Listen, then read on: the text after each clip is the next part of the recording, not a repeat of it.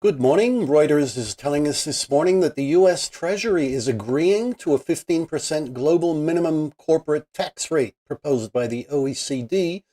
That's down from Janet Yellen's originally proposed 21%. It's Friday.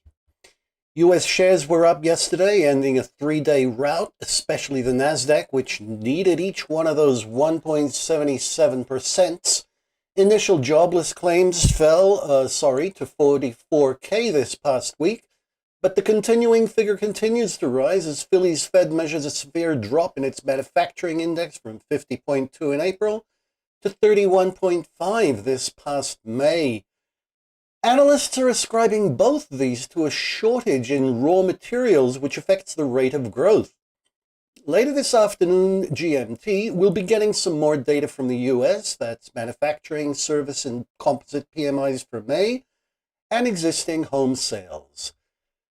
The European Parliament yesterday halted approval of its investment agreement with China after Beijing sanctioned some of its lawmakers, EU lawmakers, that is, European Parliament. The DAX regained all of Wednesday's losses yesterday, up 170% on closing and setting the tone for the rest of the region. We're getting some excellent earnings reports from European telecom and semiconductor makers. Producer prices in Germany increased sharply from 3.7% to 5.2% year-on-year in April. That is a 10-year record rate. While construction output in the EU increased by 2.73% in March, and that's after a 2% contraction the month before. As for the pound, we're not seeing any traction after this morning's excellent 9.2% retail sales increase, or last night's slight improvement in consumer confidence, which is still at a -9. We should be able to break through resistance at 142, especially considering that positive bias on the RSI and the fact we're maintaining a lead on the moving average, but data will tell.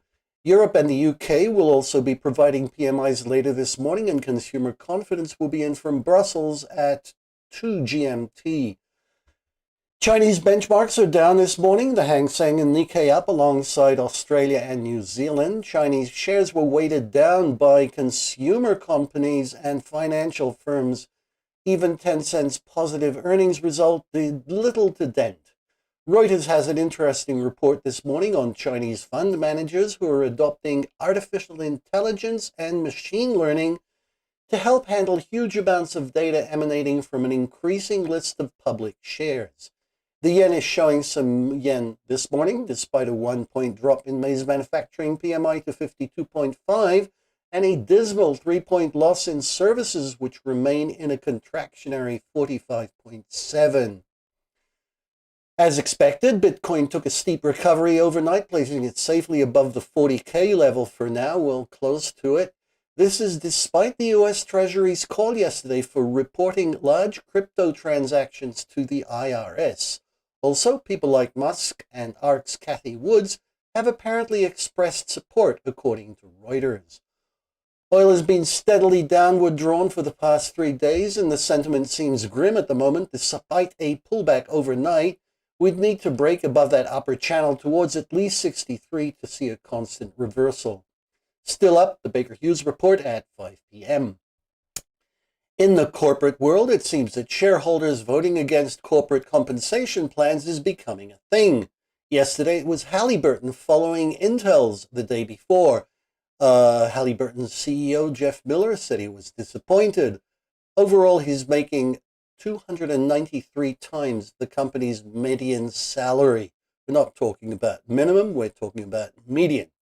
WeWork has reported a $2.1 billion quarterly loss, although it's not publicly listed yet. You'll remember 2019's failed IPO fiasco, perhaps.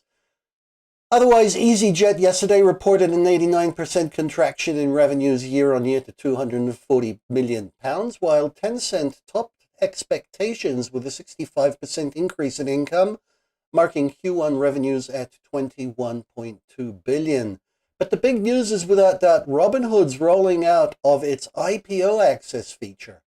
People using the trading app will soon be able to buy shares at IPO prices before their actual release. The app also provides pre-listing information and puts investors on equal grounds with the big players.